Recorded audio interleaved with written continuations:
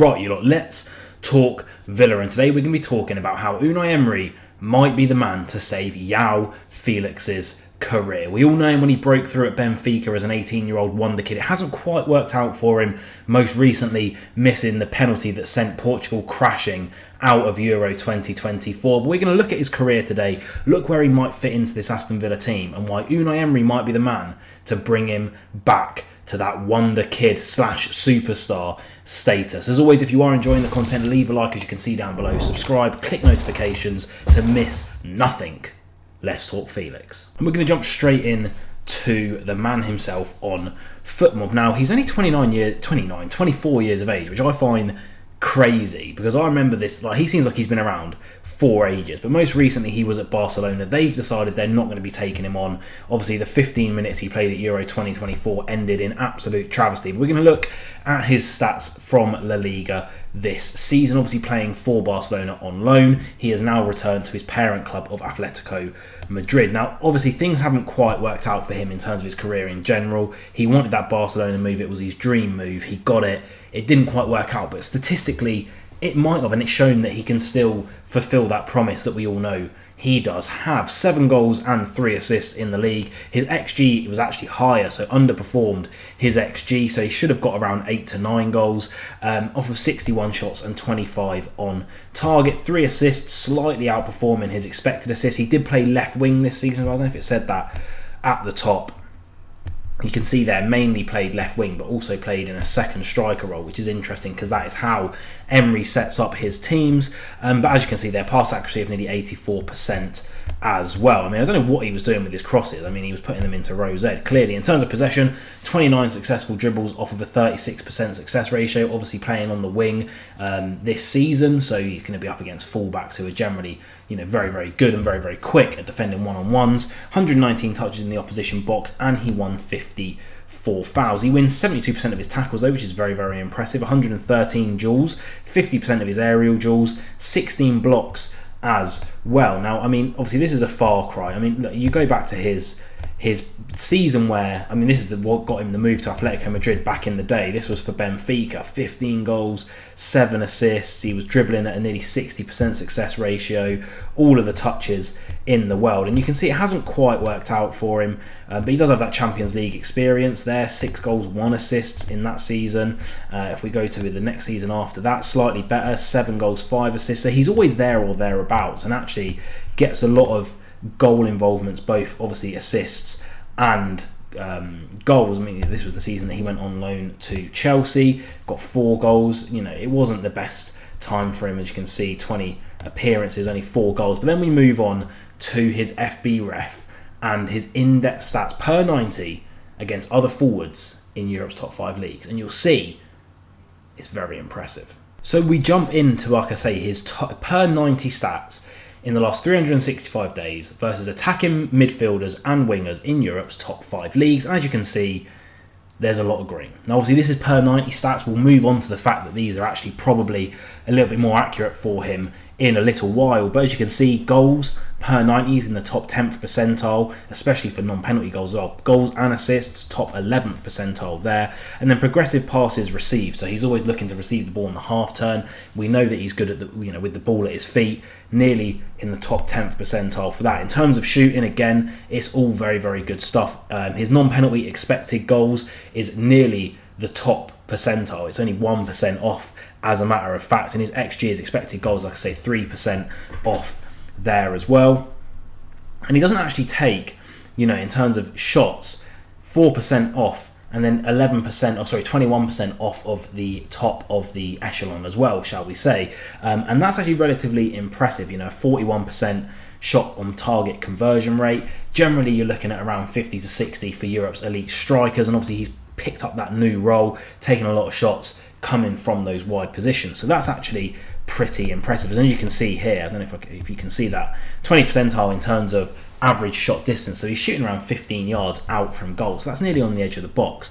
So in and around the box, I think he could be a very, very lethal striker, sort of from 0 to 9 yards, if he can change and play that second striker role. In terms of passing, top 20th percentile for his short passes, obviously coming out wide, drifting in and trying to link up with the strikers. I'll be honest, his medium and long passing leaves something to be desired, and that's something that he'll have to improve on in Unai Emery's system, to ping it out to Bailey and Rodgers respectively on the wings. In terms of pass types though, through balls per 90, top 20th percentile, and passes blocked, really good as well. In terms of his goal and shot creation, this is where I worry about him being brought in. Everyone's very, very hyped up about this João Felix possible transfer on Twitter. Like I say, he was meant to be the golden child. He was meant to be the next Ronaldo for Portugal. Portugal's, it pretty much feels like Ronaldo FC, but Portugal's next big superstar to take on the mantle from Ronaldo, and it hasn't quite worked out for him. 3.5 shot creating actions per game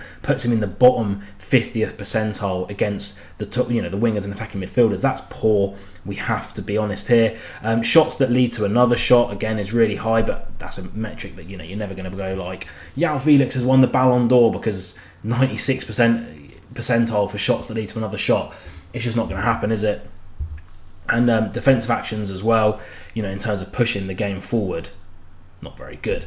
And this is where we have to be a little bit cautious, because defensively, again, very poor statistics there, and that is something that Emery is going to look for in possession with the ball as well. Nothing particularly that stands out in terms of him just slotting in and transforming Villa's team, and miscellaneous stats, apart from fouls drawn, it's not fantastic. But this is a player that isn't getting regular playtime. If we switch over to his transfer market, as you can see, obviously João Felix, 30 million pound value this season. Like I say, La Liga, 7 goals, 3 assists. He got 3 goals and an assist in the Champions League, and then an assist respectively in the Copa del Rey and Supercopa. But if we go down and you actually focus on this column here, you can see he played 10 minutes, 64 minutes, couple of 90 minutes chucked in there, 35, 70 minutes, 65 minutes, 18 minutes. He's not getting regular playtime, even in the cup competitions. 29 minutes here, 29 minutes there, 42, 61, 72. He's not particularly setting the world alight because he's not particularly getting played. And this is a player, players have to be cautious when they're young. He was 18, he was getting all the game time in the world for Benfica. If we go up here and filter by season, I think it was 18-19 was his breakthrough season for Benfica. There you go. In the League of Portugal, 15 goals, 9 assists. Europa League, 6 in 3. Then you go down to the amount of minutes he was playing, and you'll see 90, 90, 90, 90. That was in the Europa League. Got a hat-trick against Eintracht Frankfurt. All of my grammar people in the comments, you'll know that. But then, apart from a couple of injuries, you go when he was breaking through, he was getting consistent game time. And when he gets consistent game time, that is what led to him getting that massive Atletico Madrid transfer. It didn't quite work out for him, Atletico Madrid. He needs 90 minutes consistently for Aston Villa, and I'm not sure he's going to get that. But let's look at how he might slot into the team if we are to make this transfer. So here's how I think Villa could line up next season. Obviously, we know there's more transfers to happen. I think everyone knows that we are going to be spending relatively big in July after the Euros has finished, which is in a couple of weeks, or next week as I record this video. But this is how we could line up. A general observation. Konsa and Powell are the wrong way around. I don't know why I've done that. That is silly of me because Powell's our left-footed centre-back. But that's roughly how we'll line up. I can't even get to Konsa. There we go. And that's roughly how we line up. So how does João Felix fit into this lineup? Now, there's an obvious one here. We get rid of Duran, we put Felix in, and he drops in and plays that second striker role whilst Watkins continues to flourish as a number 9 with less touches of the ball. Again, if you don't believe that's the way it's happening, go look at Watkins and the amount of touches he had the season before last to last season. Emery wants him to be an out-and-out goal-getter, or he stays in the squad. In terms of Duran, we keep him. He somehow stays at the club and rebuilds the bridges that he perhaps may have lost. And it's Rodgers who drops out. Obviously played left wing Felix last season, and he offers us that option there, so that when we're in possession of the ball, he can come in and play in that hole. Bailey can hug the wing there, and then Maatsen can hug that other wing.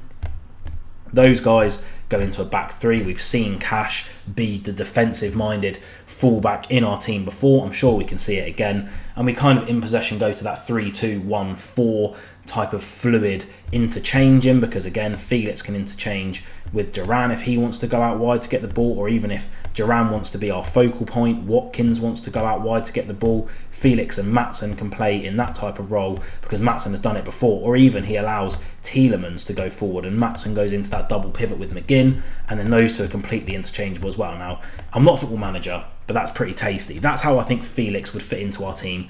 At the minimum, he's either going to play that second striker role or on the left wing. I don't really think there's much in between for him, but he's very versatile in the sense that he can fill those two positions, but positions that we're very strong in, because if we go for, that left wing position that he's occupying at the moment, we go back to Rodgers as an absolutely amazing end to the season for us. We get rid of him, we got JJ coming back from injury. It's going to be really, really hard for him. We'll pop him back in there to make a mark into this team, and that's purely because of how good the other players that we have are, and that's how strong of a position that Villa are in, and it's very, very good. Very, very good. So what do I think? Should we sign him? Let's have a look. So ultimately, it's been reported that it's going to be a loan deal. It's not going to be an out-and-out sign. It's going to be a loan deal with an obligation to buy, with us promising to cover his extortionate salary, if I pop it up one of these sides, that he's on at Atletico Madrid, and obviously signed as a wonder kid. They're going to put him on a big salary. They thought he was going to be their next big thing. It didn't quite work out, but it is going to be a loan. So that's going to be one of our two loans. I think it's two non-EU loans, EU loans that you're allowed to take in, like not domestic. I could be wrong at that. It might be two domestic and unlimited outside. But that's one of two. Now, I've been lobbying hard for Xavi Simons to be the player that we sign on loan, and he plays that left wing split striker role, and he's been really impressive at the Euros as well. But there is that caveat that they want to put an obligation to buy in, and the loans with the obligation to buy I really struggle with, because he could come in and just drop stinker after stinker at Villa, play like Ross McCormack, and then we have to sign him on an extortionate wage, or we could be laughing because the obligation to buy is mandatory. Obviously, maybe the fee is going to be a little bit lower because we're taking him off the books and off the wage bill off Atletico Madrid this season, and he plays so well that we think, laughing, we'll sign him for 30 million, no problem at all. Thank you very much, Simeone. But it's a big risk. I think if it was a loan with an option to buy, I would be all over this deal, because when it's a loan player, if he's not playing good, we don't feel like we have to play him. A bit like Zaniolo. If there was an obligation to buy Zaniolo, I feel like we might have played him even more than we did, because we know he's going to be part of the squad next season. So if it was an option to buy, I'd very, very much like that. If we're covering 80% of his wages, say, but again, that's for Monchi and his team to negotiate, not for me. But what do you guys think? Leave your comments down below. Can Unai Emery save João Felix's career? Or is it just another pipe dream and we're not even going to get him? Who knows? But as always, up the Villa, be nice to everyone. Peace.